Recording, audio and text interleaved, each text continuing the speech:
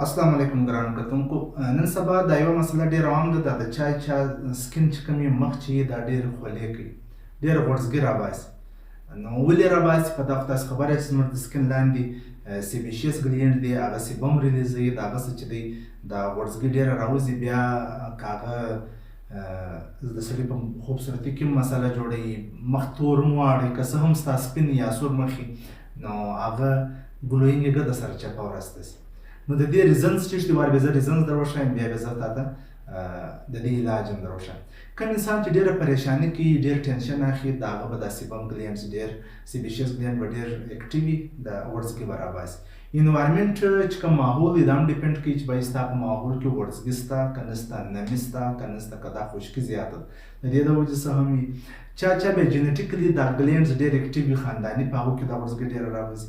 چا بیا پر مخ باندې ډېر میک اپ څه نومیږي دا فیشلز دا شیان کړي چې په دا چهره کې کوچني کوچني کډیان جوړ سوي، اوپننګز یې پورز یې د هغه څه دا غوړزګي ډېره راوځي. د ټمپریچر سره هم کار لري، چیرې چې ګرمي څه دی ډېر راباسي.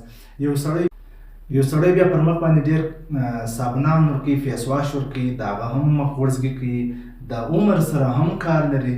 او ماته یې وویل چې په مخ کې څونه کډیان دي دا سره، او که څوک چیرې ډېر سپایسي ګرم ترخه شیان خوري د هغه سره هم دا شی کار لري. نو د دې څخه موږ ځان څنګه خلاصو؟ د دې د ځان خلاصېدو لپاره زه تاسو ته سټپ بای سټپ 4-5 ریزنز درښایم. نو د دې غوړزګي څخه موږ ځان څنګه خلاصو؟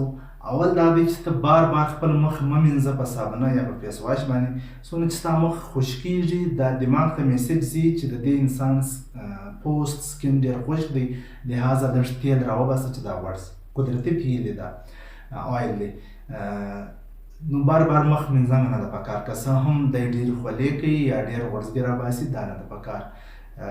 یو پیپر راځي هغه ته وایي بلوټینګ پیپر، دا دی لکه ټیشو پیپر. بلوټینګ پیپر د میډیکل سټور څخه پیدا کېږي، هغه پر دا مخ لګوه، هغه دا غوړزګي په ځان باندې اخلي. مخ لږ لږ غوړوه په خپله، ته چې یو هفته و میاشت و دوې غوړ کړې، بس اخر کې دماغ خپله به دا ځای ته جوړ شي چې دا سکین ګر سره غوړ دی، ما له پکار دی چې زه ډېر غوړزګي نه وباسم. نو ستا به آهسته آهسته دا غوړزګي ختمه سي. دا رقم تی ته ما ویل چې په مخ باندې لږ نمي، اوس نو نمي د هغه د یا لږ لږ نودېدنګ وي یا لږ لږ غوړېدنګ، دا چې څو ټیم وسي. یو ټینشن مه اخله، چش مه اخله، ټینشن مه اخله. ته چې څونه پریشاني کوې ستا مخ به هغونه ډېره غوړزګي راباسي. چې ته ډېر ستړی سې یا ته ډېر یو شی در باندې بوج سي، ستا مخ به غوړزګي راباسي. یو دا سټرس به ته څنګه کموې؟ یوګا کوه، اکسرسایز کوه. اچھا علاج یې هم شته که نه شته؟ دا خو ماته ته احتیاطي تدابیر یې څه در وښول. یو د دې دپاره انجکشن راځي، بوټاکس انجکشن دې ته وایي. چېرته وایي؟ بوټاکس. هغه په چې ولګوي هفته و دوې بعد د هغه ریزلټ راځي.